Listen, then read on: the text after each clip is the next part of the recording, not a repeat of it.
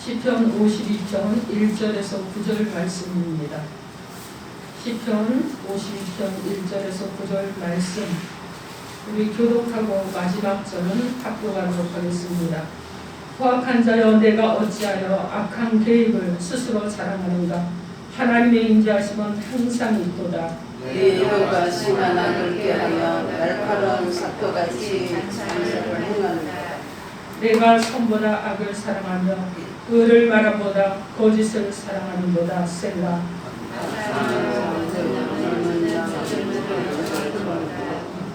그런즉 하나님이 영원히 너를 멸하시며 너를 붙잡아 내 장막에서 뽑아내며 살아있는 땅에서 내 뿌리를 빼시리로다. 셀라.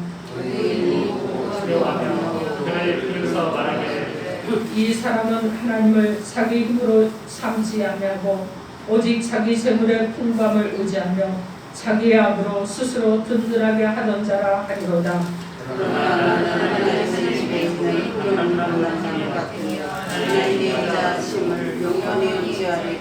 함께합니다. 주께서 이를 행하셨으므로 내가 영원히 주께 감사하고 주의 이름이 선하시므로 주의 성부 앞에서 내가 주의 이름을 삼아드립니다. 아멘. 오늘 하나님께서 저 여러분에게 주시는 말씀은 하나님의 집에 있는 푸른 감람나무 같은 복을 받으라. 하나님의 집에 있는 푸른 감람나무 같은 복을 받으라. 이러한 제목으로 하나님의 말씀을 선포하겠습니다.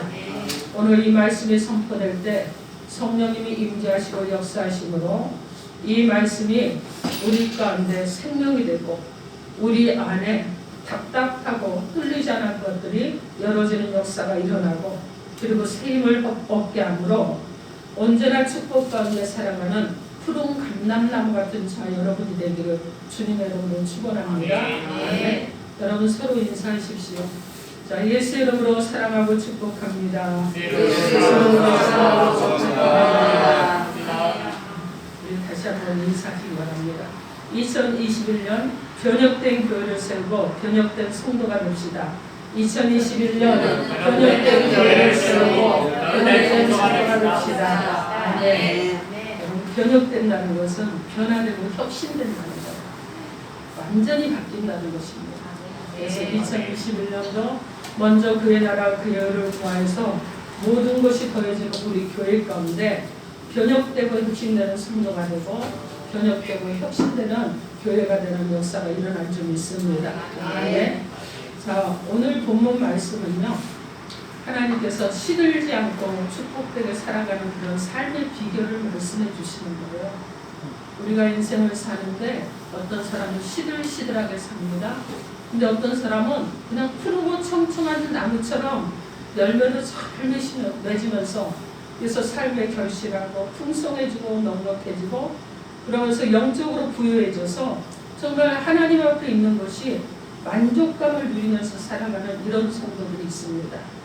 여러분은 어떤 성도인지 살펴보시기 바랍니다. 자, 오늘 말씀은 다윗이 성령의 감동으로 쓴 시입니다. 약 지금으로부터 3000년 전이에요. 그래서 BC 1020년경에 이스라엘의 첫 왕이 사울이잖아요. 이 사울을 통해 이 사울이 도액을 통해서 녹당의 제사장 아비멜렉, 이 아비멜렉과 그 일가족을 몰살을 시킵니다. 그때 몇 명이 죽었느냐? 85명이 죽었어요. 여러분 엄청난 사건이었습니다. 그런데 다윗이 이런 악을 행하는 사울을 보고 사울왕이 저렇게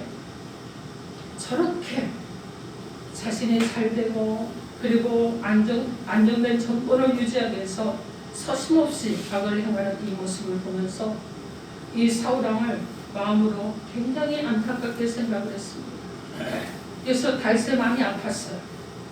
이 사울의 악한 행위가 과연 축복된 행위인가? 저가 저런 행위를 하는 것이 정말 옳은 행위인가? 저런 행위는 지금 당장은 잘 되는 것 같지만 장래에는 그렇지 못할 것이라는 이런 말씀이에요. 그래서 하나님께서 다윗을 통해 오늘 우리에게 정말 시들지 않은 푸른 감람나무 같은 축복된 삶을 살아가게 하시려고 우리에게 그 비결이 무엇인지 가르쳐주고 있는 것이 오늘 본문 내용의 말씀입니다. 이 세상을 살아가는 사람들의 삶의 모습을 보면 지금은 잘되고 형통한 것 같으나 나중에 안 되고 실패하는 삶을 살아가는 사람도 있습니다. 근데 지금도 안 되는데 나중에도 안 되는 사람도 있어요. 그런데 어떤 사람은 지금은 안 되는데, 지금은 어려운데, 지금은 고달픈데, 지금은 정말 삶이 아무것도 되어지는 것이 없는 것 같은데 점점 잘되고 강성해지는 사람도 있습니다. 그러면 오늘 나는 어떤 삶을 살아가고 있다고 생각하십니까? 지금도 잘되고 나중에도 잘되는 삶을 살아가야 될 것입니다. 지금은 힘이 들어도 나중에 점점 강해지는 형통한 축복을 받는 성도들이 되어야 될 줄 믿습니다. 이런 축복된 삶을 오늘 말씀을 통해서 이 다윗이 표현하기를 푸른 감람나무 같은 그런 축복이라고 그러는데 어디에 심겨졌느냐? 하나님의 성전에 심겨진 푸른 감람나무라 이렇게 말씀합니다. 여러분, 이렇게 축복된 삶을 말함으로 정말 자신이 그러한 삶을 살아가고 있다는 것을 표현하고 있는 거예요. 내가 지금 어려운 것 같으나 그러나 나는 여전히 청청하고 푸른 감람나무와 같은 축복을 갖는 사람이라는 것을 말하고 있는 것입니다. 여러분, 이 감람나무의 특징은요, 천천히 자라는 나무예요. 그런데 가지가 매우 많습니다. 그리고 키가 어느 정도까지 자라느냐? 6m까지 자라요. 우리로 말하면 한 층이 3m인데 그렇다면 2층 높이까지 자란다는 거예요. 자, 키가 그렇게 자라는데 이 감람나무는 수명이 몇백 년은 기본입니다, 여러분. 엄청나게 수명이 길어요.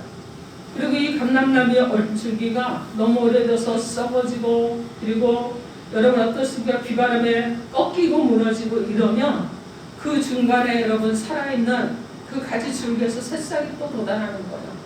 그래서 다시 또 무성해지는 것입니다. 죽지 않아요.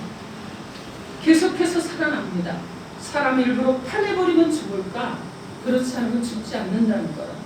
그래서 이 감람나무가 가지도 무성하고 또 열매도 내는데 무성한 그 나뭇잎으로 인해서 그 여러분 사막의 뜨거운 태양을 가려주는 그늘이 되어주는 것이 바로 감람나무입니다. 그것뿐이 아니에요. 여러분, 이 감람나무는 초막을 짓는 데도 사용을 하고 정말 가구의 목재로도 아름다운 가구의 목재로도 사용하기도 하고, 그러면서 이 뜻은 무엇이냐면 의로운 백성의 풍성한 삶을 상징하기도 하는 것이 감람나무입니다. 제가 이스라엘에 가서 본 감람나무는요 600년을 살았다고 하더라고요. 그런데 언줄기가 죽은 자리에서 새순이 났어요. 그리고 거기에서 또 막 가지들이 자라났습니다. 옆에서 또 가지가 자라나더라고요. 그러면서 풍성하고 무성한 그 잎사귀가 있고, 그리고 많은 열매들이 달려 있었습니다. 이렇게 감람나무는 오랫동안 푸르름을 잃어버리지 않고, 그리고 열매를 맺으며 결실한 열매로 좋은 기름을 내는 그런 나무입니다. 그래서 사람을 유용하게 하는 나무예요. 여러분, 우리 모두 푸른 감람나무 같이 언제나 축복된 삶을 살아가는 저 여러분이 된다는 것은 곧 이와 같은 복을 받는다는 것입니다. 그러면 하나님께서 우리 가운데 하나님의 집에 있는 푸른 감람나무 같은 복을 받는 성도가 되게 하시려고 우리에게 주신 하나님의 음성을 듣도록 하겠습니다. 하나님의 집에 있는 푸른 감람나무 같은 축복을 받으려면 오직 하나님만 의지해야 합니다. 오직 하나님만 의지해야 됩니다. 아멘. 오늘 보면 8절 말씀 우리 크게 합독해 봅니다. 8절 시작. 그러나 나는 하나님의 집에 있는 푸른 감람나무 같으며 하나님의 인자하심을 영원히 의지하리로다. 아멘. 여러분, 이 말씀은 다윗의 신앙 고백입니다. 다윗은 자신이 어떤 환경에 있든지 오직 하나님을 의지했을 때 힘을 얻었습니다. 어려운 가운데서도 피할 길이 열렸습니다. 다윗의 승리와 축복은 하나님을 의지할 때 일어났던 것입니다. 다윗은 하나님을 의지함으로 승리하고 축복을 받은 자신의 모습을 나는 하나님의 집에 있는 푸른 감람나무 같은 그런 하나님의 종이라고 표현하고 있는 것입니다. 오늘 본문 8절 말씀에 다윗은 자신을 나는 하나님의 집에 있는 푸른 감람나무 같다 이렇게 고백을 했는데, 여기서 하나님의 집에 있다는 말은 단순히 다윗이 하나님의 성전에 자신의 몸이 와 있다는 이런 장소적인 개념이 아니에요. 어떤 의미냐? 나는 언제나 어느 곳에 있든지 그곳이 척박한 땅일지라도 괴로운 땅일지라도 환난의 길일지라도 풍파를 겪고 있을지라도 나는 언제 어디 있든지 항상 하나님을 의지하고 있다는 말씀이에요. 내가 성전에 있으니까 하나님을 의지합니다. 그러나 내가 사막에 있으니 하나님은 내가 하나님을 의지하지 않습니다. 이런 것이 아니에요. 내가 사막에 있어도 광야에 있어도 나는 하나님을 의지합니다. 나는 하나님을 의지합니다. 이런 고백을 하는 것입니다. 우리는 때때로 몸은 성전에 와 있는데 우리의 마음과 생각은 하나님을 떠나 다른 곳에 있을 때가 참 많이 있습니다. 제가 아주 오래전에 그런 생각을 했었어요. 예배를 드리는데 교회 안에 늘 와 있습니다. 그런데 교회 안에 있으면서 왜 나는 한 발은 교회 안에 한 발은 세상 가운데 두고 사는 것일까? 어떻게 하면 나는 하나님 앞에 다 들어와서 살 수 있을까? 이런 생각을 했던 때가, 물론 그때가 이제 뭐 30대 때인데 20대 30대 이런 때인데 막 그런 생각을 참 많이 했습니다. 그러면서 내가 과연 믿음의 사람으로 제대로 살아갈 수 있을까? 내가 한 발을 주님 앞에 두고 한 발을 세상 가운데 두고 예배를 드리러 왔는데도 나는 내 가운데 중심을 가지고 양쪽으로 나뉘어있는 이런 것 같은데 나는 어떻게 하지 하나님 중심으로 살 수 있을까? 참 고민을 많이 했고 그리고 기도도 많이 했습니다. 여러분, 우리는 성전에 와 있어도 이런 마음을 가질 수도 있다는 거예요. 그러나 다윗은 늘 하나님을 의지하고 살았다는 것입니다. 혹시 여러분 중에 내가 지금 형편이 어려우니까 주일도 제대로 지키지 못하고 봉사도 제대로 하지 못하고 믿음 생활도 제대로 하지 못하고 그렇게 하지만 나는 모든 일이 잘 풀리면 누구보다 열심히 신앙생활 하면서 늘 하나님을 의지하며 살아갈 수 있다고 생각하고 있는 분들도 계실 것입니다. 그러면 오늘 말씀에 나오신 다윗은 삶이 편안하고 자신의 모든 일이 잘 되었기 때문에 나는 늘 하나님을 의지하며 살았다는 이런 고백을 한 것입니까? 여러분, 아닙니다. 다윗은 지금 사울왕이 자신을 죽이기 위해 쫓아다니고 있어요. 다윗은 사울의 칼날을 피하기 위해서 쫓기는 급박한 이런 상황 속에 있으면서도 하나님을 의지했습니다. 즉 다윗은 자신의 육신과 영혼이 다 함께 매우 공감을 당하고 있을 때에도 여전히 하나님을 의지하고 믿고 의지했다는 것입니다. 이 당시 사막과 같이 척박했던 팔레스타인 땅에는 시들지 않고 그리고 여러분들과 시들지 않고 잎이 늘 푸르고 그리고 무성하게 자랐던 나무가 바로 감람나무였습니다. 그런데 척박한 땅이었지만 감람나무의 그 잎사귀가 시들지 않고 늘 푸르름을 유지하면서 싱싱할 수밖에 없었던 이 비결은 무엇이냐? 그 감람나무가 심겨진 후에 그 심겨진 터에서 옮겨지지 않았고 굳게 뿌리를 받고 있었기 때문인 것입니다. 여러분 보십시오. 하나님 앞에 굳게 뿌리를 박았다는 것은 내가 감람나무 같은 성도가 되었다는 것입니다. 그런데 오늘 말씀의 다윗이 사울에게 쫓기는 이 어려운 환경 가운데서 시들지 않고 그 잎이 늘 싱싱하고 푸른 감람나무 같은 이런 축복을 받으며 살았던 비결이 있지 않겠습니까? 그 비결은 감람나무가 한 번 뿌리를 박으면 그 터위에 굳게 서 있는 것 같이 늘 하나님을 의지하며 살았기 때문인 것입니다. 다윗은 여러분 기쁘고 잘될 때 늘 하나님을 의지했던 것 아닙니다. 여러분 평안해서 의지했던 것 아니에요. 육신이 평안하니까 의지했던 거 아니에요. 내 삶이 잘 풀릴 때 의지했던 것 아닙니다. 내 안경이 좋아서 의지했던 거 아니에요. 공부할 때도 의지했습니다. 깊은 시름 가운데 있을 때도 하나님을 의지했습니다. 어려움 속에도 하나님을 의지했어요.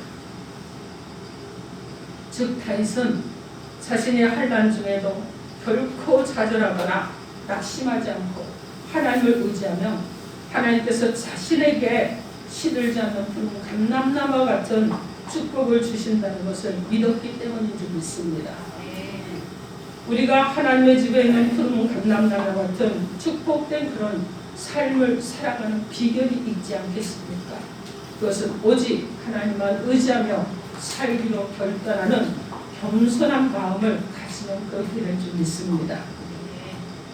우리가 푸른 감람나무 같은 축복을 받기 위해서 우리가 날마다 하나님께 고백하며 스스로를 다짐해야 될 것이 있지 않겠어요? 내가 하나님을 영원히 의지하리다. 내가 하나님을 영원히 의지하겠습니다. 내가 하나님을 영원히 의지하겠습니다. 이 고백을 하나님 앞에서 여러분 스스로에게 오늘도 내일도 고백하는 저와 여러분이 되기를 주님의 이름으로 축원합니다. 아멘. 그런데 오늘 본문 8절 말씀에 보면 다윗이 그러나 나는 이라는 말을 하면서 자신은 하나님을 영원히 의지하겠다는 고백을 했습니다. 여기서 그러나 나는 이 말은 다른 사람은 하나님을 의지하지 않을지라도 그러나 나는 하나님을 의지하겠습니다. 하셨습니다. 이것은 다윗이 주변의 사람들을 볼 때 그들이 푸른 감람나무 같은 축복을 받으려고 하면서도 하나님을 의지하지 않고 하나님의 다른 것을 의지하는 것을 보았습니다. 다윗은 하나님을 의지하며 살고자 했지만 다윗은 또 어떻게 살고자 하는 사람들이 있었다고 말하고 있습니까? 오늘 본문 7절 말씀에 보면 이 사람은 하나님을 자기 힘으로 삼지 아니하고 오직 자기 재물의 풍부함을 의지하며 자기 악으로 스스로 든든하게 하던 자라 하리로다. 이렇게 말씀합니다. 이 말씀은 하나님을 의지하지 않고 연약하고 불완전한 인간의 힘으로 자기 스스로 든든해지려고 하고 자기 스스로 축복된 삶을 살려고 발버둥치면 자기 중심적인 악한 계획을 세운다는 거예요. 그리고 세상적인 지혜를 의지하게 되고 선한 것보다 악한 것을 가까이하며 사랑하게 된다는 것입니다. 그런데 이렇게 하나님 의지하지 않고 자기 스스로 제약과 더불어 자신의 삶을 축복되게 세워보겠다고 할 때 그 축복은 어떤 것 위에 세우는 것이라고 말씀하고 있습니다. 오늘 본문 7절 말씀에 자기 악으로 스스로 든든하게 한 것이라 이렇게 말씀합니다. 즉 무엇이냐면 제2에 세우는 것이라는 거예요. 근데 우리가 아무리 좋고 훌륭하고 축복된 것이라고 해도 제2에 세우는 것은 잠깐은 든든한 것 같습니다. 그러나 축복받은 것 같지만 오래가지 못해요. 무너지고 맙니다. 오늘 본문 8절 말씀에 그런즉 5절 말씀에 그런즉 하나님이 영원히 너를 멸하시며 너를 붙잡아 내 장막에서 뽑아내려 살아있는 땅에서 내 뿌리를 빼시리로다. 이렇게 말씀합니다. 이 말씀은 다윗이 사울의 핍박을 피해 이곳저곳으로 돌아다니다가 놋 땅의 제사장 아히멜렉을 찾아갔습니다. 이 아히멜렉은 다윗이 사울왕의 사위니까 사울왕을 돕는다는 생각을 했어요. 그래서 다윗에게 떡을 줬습니다. 칼을 주면서 후하게 대접을 했어요. 그런데 아비멜렉이 다윗에게 이렇게 한 일을 사울의 신하 중에 도액이라는 사람이 사울왕에게 이것을 말했습니다. 그래서 사울왕이 분노했어요. 그래서 아비멜렉 제사장을 반역죄로 몰고 사울이 도액을 놋 땅에 보내서 이 아히멜렉 일가를 완전히 진멸해버린 것입니다. 그래서 85명을 죽이는 이 악을 행했던 거예요. 그에게 이런 악을 행하고도 자신은 안전할 줄로 생각하고 성공한 줄로 생각을 했습니다. 그러나 하나님께서 범죄한 그에게 그냥 두지 않으셨다는 것, 철저하게 심판하셨습니다. 죄악은 언제나 하나님의 심판을 면할 수 없다는 것을 보여주셨습니다. 그래서 다윗이 죄에 대한 하나님의 심판을 보고 죄를 지으면서 자기 스스로의 힘으로 성공하고 축복을 누리고자 하는 사람은 결국은 하나님의 심판으로 그 뿌리가 뽑히고 말기 때문에 오늘 우리에게 오직 하나님만을 의지하며 살아가야 한다고 말해주고 있는 것입니다. 우리의 삶의 뿌리가 뽑히지 않는 든든한 푸른 감람나무 같은 축복을 받으려면 오직 하나님만 의지해야 될 줄 믿습니다. 아멘. 하나님을 의지하지 않고 자기를 의지하며 죄와 그리고 세상과 적당히 타협하면서 축복된 삶을 꿈꾸는 저와 여러분이 되어서는 안 됩니다. 하나님을 의지함으로 지금 당장 새로운 계획을 다시 세워서 다시 출발해야 될 줄 믿습니다. 그래야 뿌리가 뽑히지 않고 든든하게 세워지고 잎이 무성해지고 열매를 맺어 결실하는 그런 역사가 일어날 줄 믿습니다. 아멘. 우리의 삶이 하나님의 집에 심겨진 푸른 감람나무 같은 축복된 인생이 되려면 스스로 강해지려고 하지 마십시오. 여러분의 계획을 가지고 하나님을 움직이려고 하지 마십시오. 내 계획이 이러니 하나님, 이 계획에 맞춰서 내가 기도하니 하나님 들어주십시오. 이러지 마시라는 거예요. 여러분 어떻게 해야 되느냐? 하나님이 강한 것을 인정하십시오. 그리고 고백하십시오. 그리고 주 안에서 강해지도록 여러분이 힘쓰셔야 될 줄 믿습니다. 잠언 16장 9절 말씀에 사람이 마음으로 자기 길을 계획할지라도 그의 길을 인도하시는 이는 여호와시니라고 말씀합니다. 시편 1편 1절 말씀 1절에서 4절 말씀에 우리 여러분 한번 함께 찾아서 함께 읽어볼까요? 시편 1편 1절에서 4절입니다.